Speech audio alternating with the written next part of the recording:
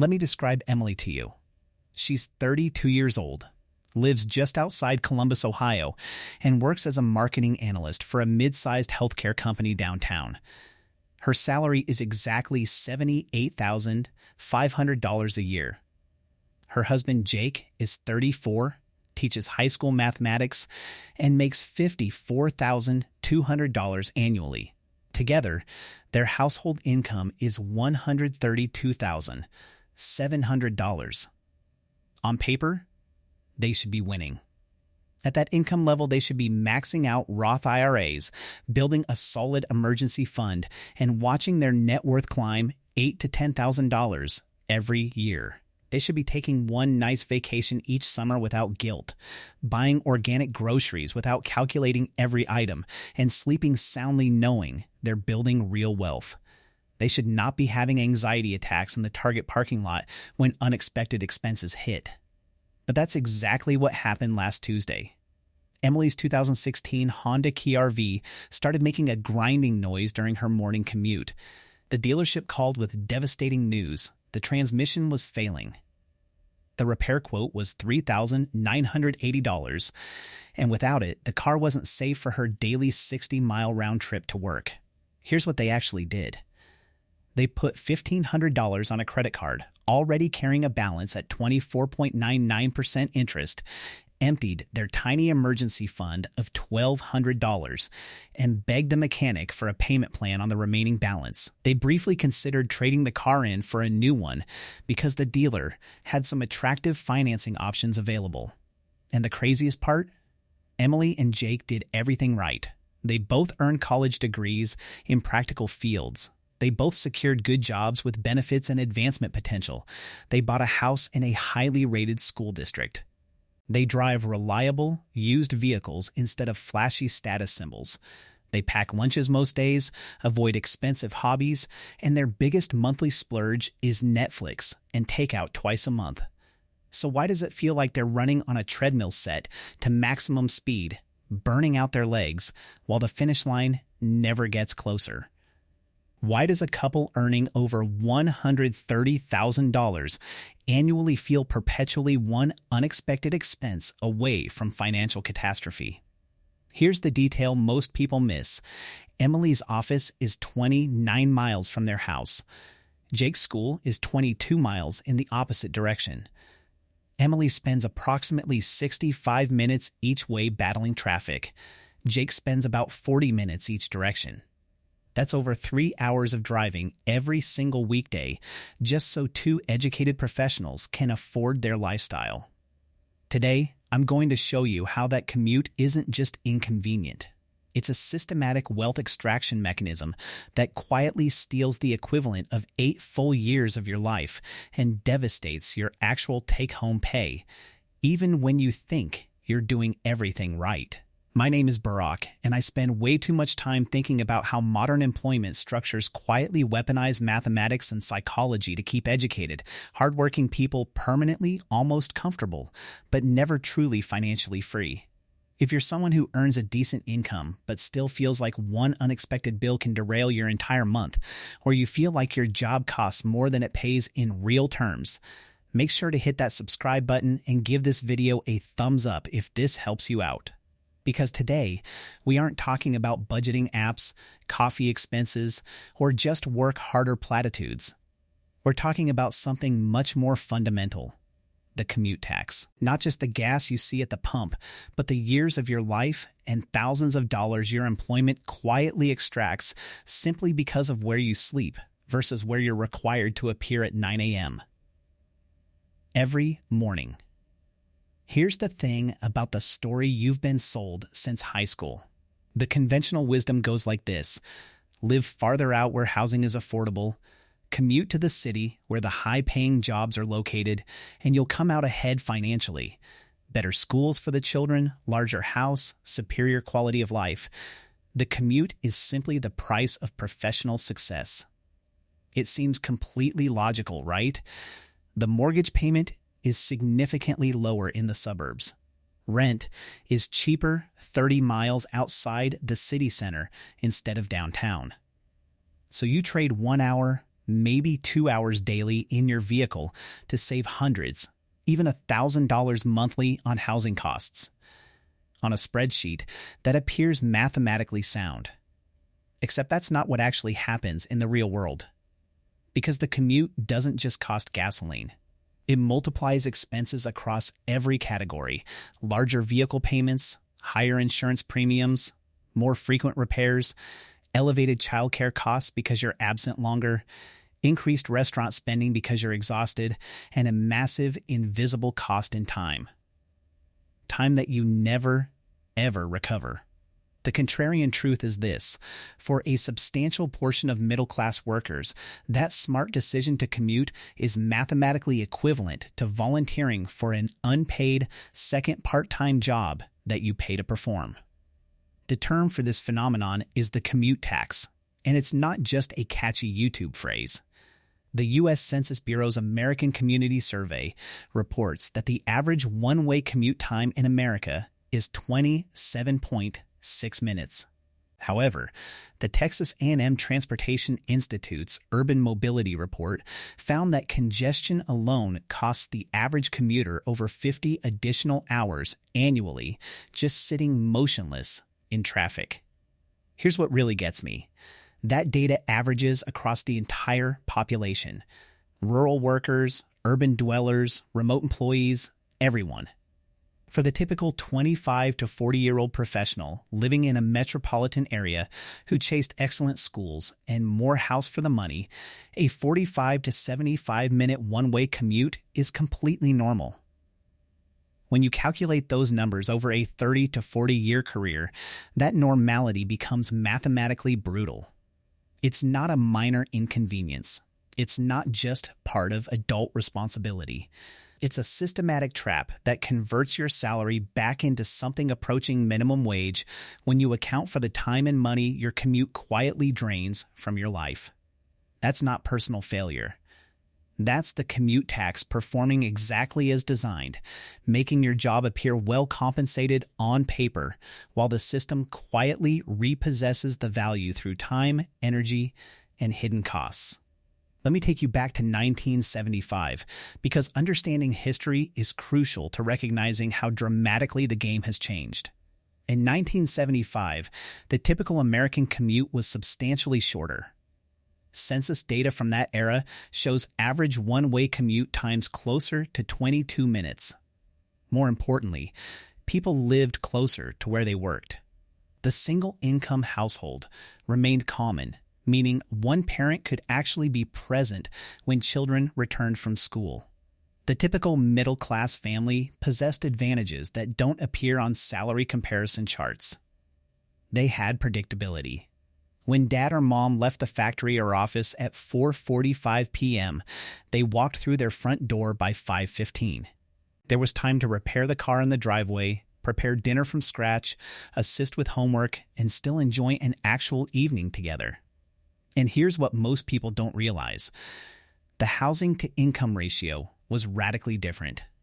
According to the Joint Center for Housing Studies at Harvard University, median home prices in the mid-1970s were approximately 3 times median household income. Local public university tuition for in-state students often cost under $1,000 annually. Healthcare expenses, while not inexpensive, had not exploded to today's catastrophic levels. They possessed a huge intangible benefit: margin. Empty space in their schedules. Empty space in their budgets. The backup plan was built into their lifestyle.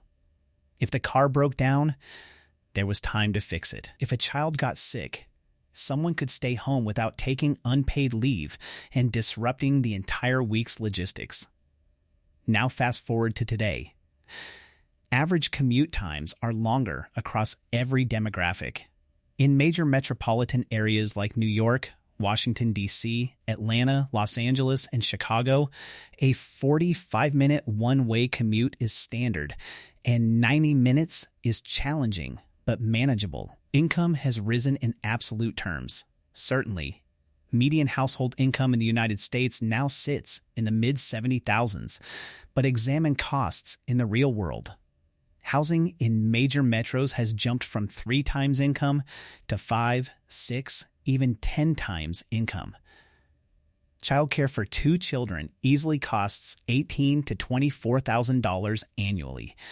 Employer health insurance plans routinely feature $5,000 deductibles. The income gains got completely absorbed by cost explosions. To access the good jobs, you move farther out or accept insane rental rates. To afford the larger mortgage, you commute.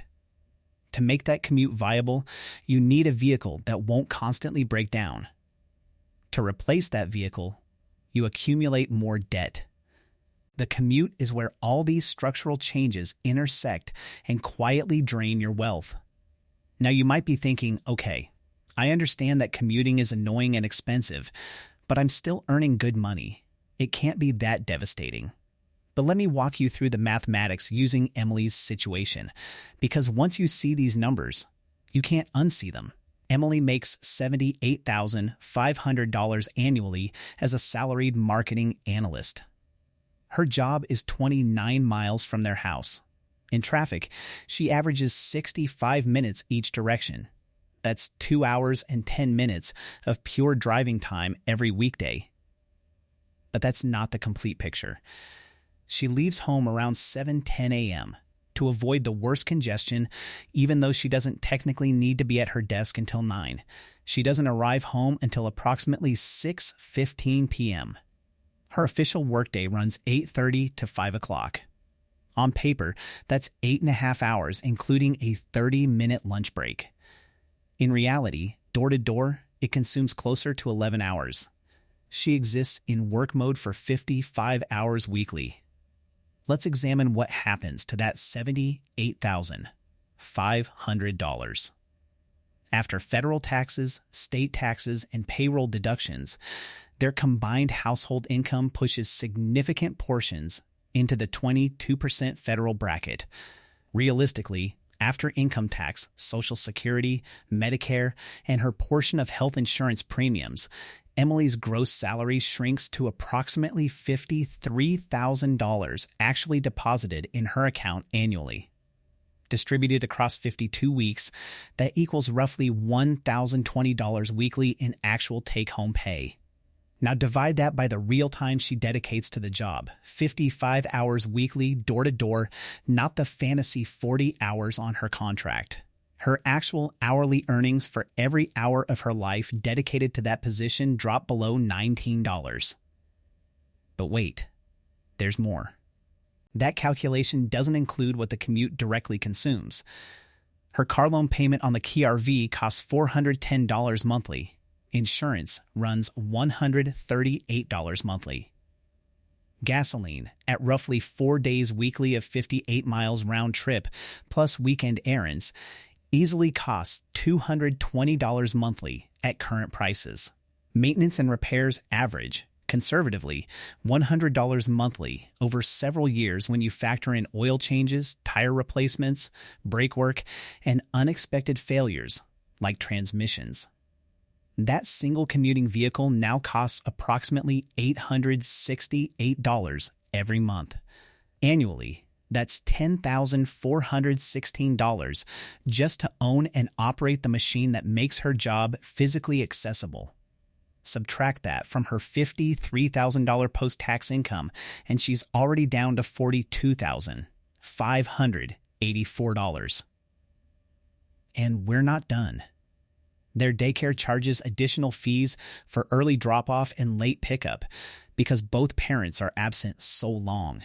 That adds roughly $160 monthly, or $1,920 yearly, purely because of commute timing constraints. Emily's effective spendable income now sits around $40,664. Remember, she's still dedicating 55 hours of her week to that job door to door. Over a year, that totals approximately 2,860 hours of her finite existence.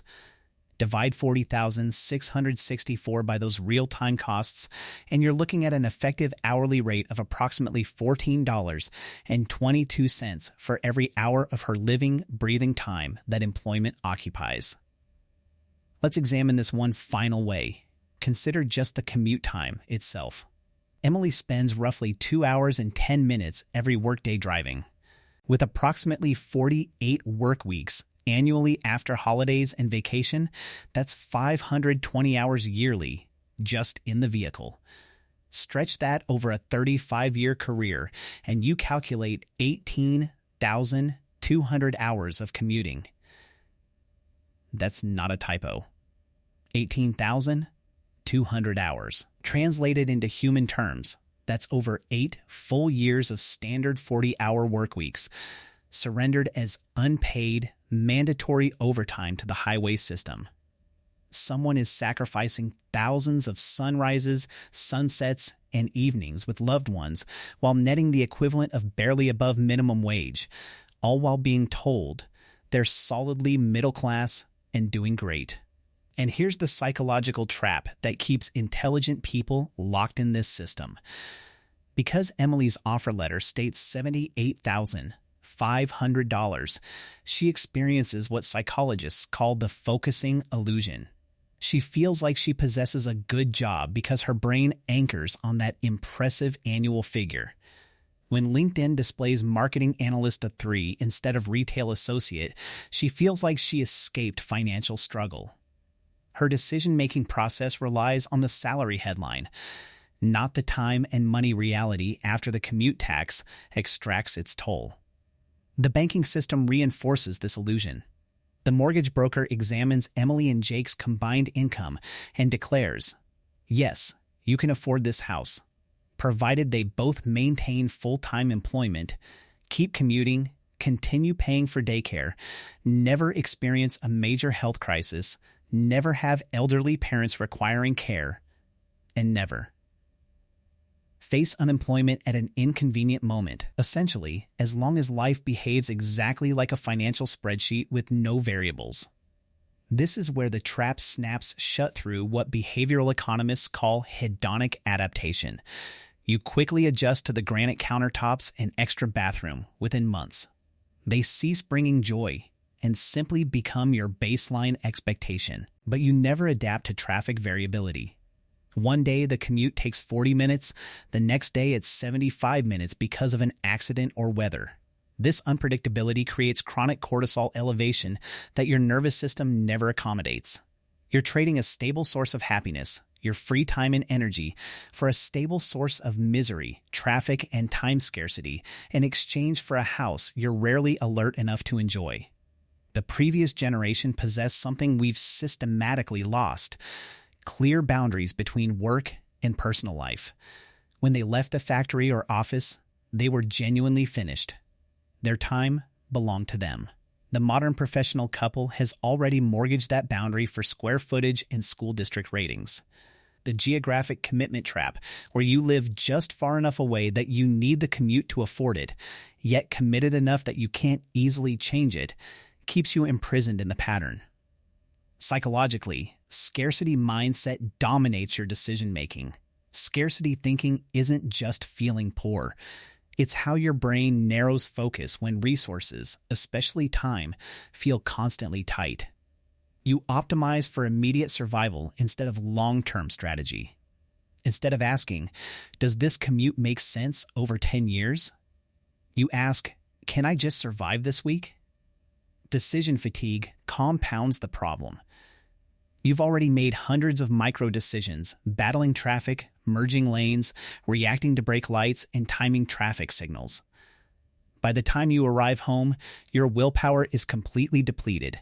Cooking from scratch, comparing insurance rates, or developing a 3-year career transition plan feels impossible. So, you default to convenience options, which cost more money, which perpetuates your need for the job that demands the commute. So what is the solution? Now you might be thinking, what am I supposed to do? Just quit my job or move into a studio apartment above a nail salon? That's exactly the trap talking. The system presents your options as suffer indefinitely or destroy your entire life. But that's a false choice designed to keep you paralyzed. Here's the mindset shift. Your real income isn't your salary figure. Your real income is money divided by total life hours plus total stress burden. The core principle is to buy back hours of your existence, not just chase larger paychecks. The alternative approach is what I call the geographic arbitrage strategy. You deliberately shrink the radius between where you sleep and where you earn, even if it means sacrificing status markers temporarily. You either move closer to your current income source or move your income source closer to you. Let me make this concrete with Emily's situation. Imagine she decides that over the next 24 months, every major decision will serve one goal: reduce her door-to-door workday from 11 hours to 9 hours or less. 2 hours return to her life every weekday. Step 1. She and Jake analyze scenarios. If they relocate 12 miles closer to downtown, housing costs increase by approximately $350 monthly. But reducing her commute from 65 minutes to 25 minutes frees 80 minutes daily. Over a month, that's roughly 26 additional hours. Annually, that's more than 300 hours of reclaimed life. Now translate that mathematically. She's essentially purchasing those 300 hours for $4,200 annually in higher housing costs. That equals $14 per freed hour. But remember, her real effective wage with the current commute was approximately $14.22 per actual life hour. She's basically paying herself her own hourly rate in the form of liberated time, with additional benefits: reduced gasoline costs, less vehicle wear, fewer daycare overage fees, and increased bandwidth to cook, think strategically, and plan. Within 18 to 24 months, a change like this compounds exponentially. Lower vehicle mileage means fewer repairs. Reduced stress means fewer convenience food purchases. Extra time can be invested in developing higher-paying skills, freelancing supplemental income, or job hunting strategically for hybrid or remote positions. This requires sacrifice. You might surrender a spare bedroom. You might accept a smaller yard or a less perfect school district. You might drive a fully paid-off older vehicle instead of a financed newer one. But within several years, you reclaim the equivalent of entire months of your existence. You're not just buying a shorter commute. You're purchasing flexibility, margin, and genuine options. I want to leave you with one final thought. The commute tax isn't really about traffic congestion, gasoline prices, or how much you despise the interstate. It's about sovereignty over your own time and whether your life is something you experience directly or something you squeeze into the remaining fragments of your workday. Our parents and grandparents, despite their own struggles, often possess something we've quietly surrendered: unstructured hours. Evenings that weren't consumed by a second shift behind the steering wheel. Weekends that weren't used merely to recover from the week's exhaustion. They had space to breathe, to repair things themselves, to have a difficult day without the entire schedule collapsing around them. We traded that flexibility for square footage, school rankings, and impressive job titles on LinkedIn profiles. We traded hours of natural sunlight for the status of a prestigious zip code. We accepted an 8-year invisible sentence in traffic in exchange for granite countertops and curb appeal that we're too tired to enjoy. But countertops aren't freedom. Leather seats aren't freedom. A $78,000 salary that effectively pays you $14 per hour after commute tax and hidden costs, that's not freedom either. You can hustle your way out of numerous problems. You can budget, use coupons, and develop side businesses, but you cannot hustle your way out of traps you don't recognize you're in. Now you know. The purpose of this video isn't to make you hate your current situation. It's to provide you with language and mathematics for something you already feel intuitively, but couldn't quite prove. You're not lazy. You're not incompetent with money. You're paying a bill that was never clearly itemized on any statement. The commute tax is real, it's measurable, and it's stealing years of your finite existence while convincing you it's a promotion. If this video made you reconsider your commute, your housing decisions, or how you value your own time, make sure to hit that like button, subscribe, and share this with one friend who complains about traffic every single day. Tell them about the commute tax and geographic arbitrage strategy. Because once you see that your job might be quietly stealing 8 years of your life, you can start stealing them back, one decision at a time. Thanks for watching, and I'll see you in the next one.